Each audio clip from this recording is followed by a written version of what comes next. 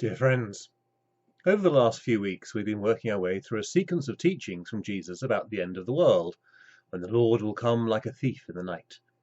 We've been warned to be wise and not foolish, so that we are prepared for that moment at every time. And we've also been warned that if we pursue the path of righteousness in the world, then we shall suffer. Today Jesus gives an image of what will happen when he is seated on the throne, and he separates people out, as the herdsman separates out the sheep from the goats.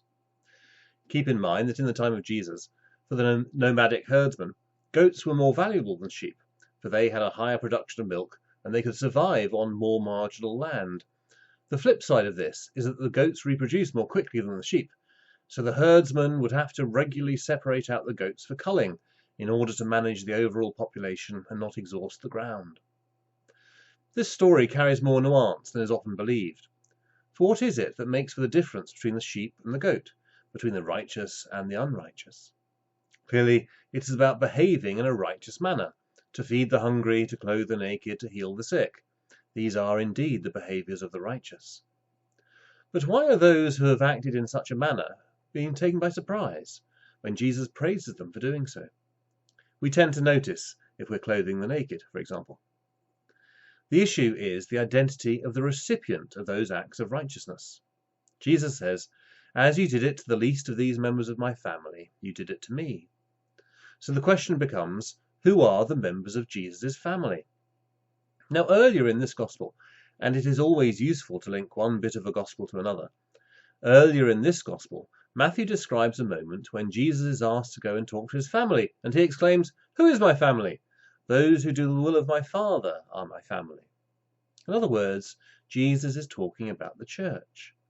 He is saying that the peoples of the world, the nations of the world, will be judged by him according to how they have dealt with the members of the church. Does this give you comfort and confidence? Let's not get to the reassurance too quickly, for there's something else to bear in mind. At the end of the Sermon on the Mount, Jesus says, "Not everyone who calls me Lord shall enter the kingdom of heaven, but those who do the will of my Father." That language is crucial for understanding who is part of Jesus' family, who are his brothers and sisters. It is not the label that counts, it is the performance. In other words, it is when we are acting in accordance with God's intentions that we become the subject of this morning's gospel reading, and the nations of the world are judged on how they treat us.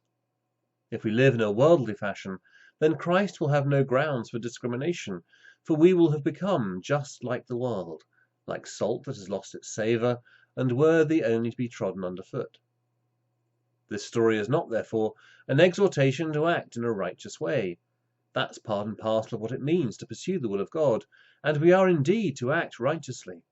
No, this story is about what happens to the nations, and it is saying that God will judge the nations by how they have treated his disciples.